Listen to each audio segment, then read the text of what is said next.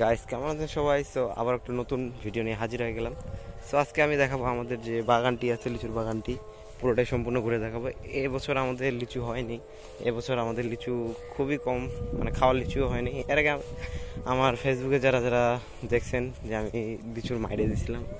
So এই ছোট গাছ থেকে আমরা কয়েকটা লিচু পারে খাবো। যেমন আমার নাজুল মামা এখন কত সুন্দর লিচু, এই ছোট্ট গাছে কত সুন্দর সুন্দর লিচু, এই লিচুগুলো আমরা এখন খাবো।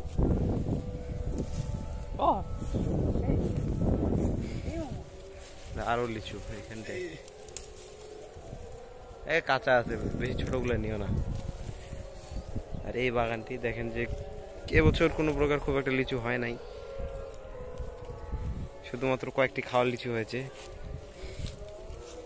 আর লিচুগুলো এখনো কাঁচাই আছে, এটাকে বলে বোম্বাই লিচু। আর বোম্বাই লিচু এত তাড়াতাড়ি হয় না, এটা টক করবে অনেক। এর ভিতরে যে আমরা যেটাকে বলি মাংস বা মাঞ্জা যাই বলি না কেন, এর ভিতরে এখন হয় নাই।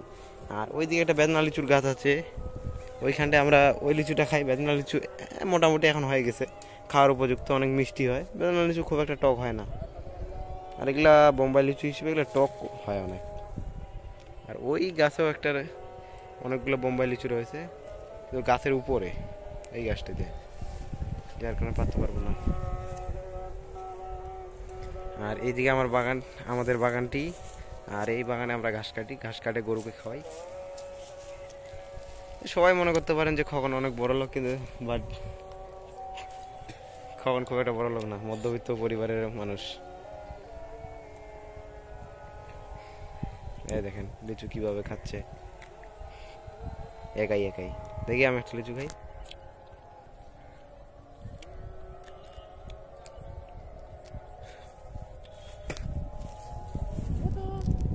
আর আমাদের ধান খেত হতো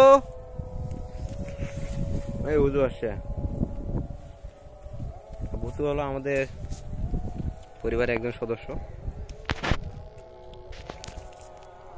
আমাদের পুরা বাড়িটাকে দেখাশোনা করে, গোটা বাগান কাজে হলো দেখাশোনা করা। কোনো প্রকার শিয়াল আসলে বা মুরগিকে ধরার জন্য বিজি আসলে ভুতু প্রটেক্ট করে। ভুতু জানে যে কোন দিক থেকে শিয়াল আসে আর কোন দিক থেকে বিজি আসে। যাও ভুতু।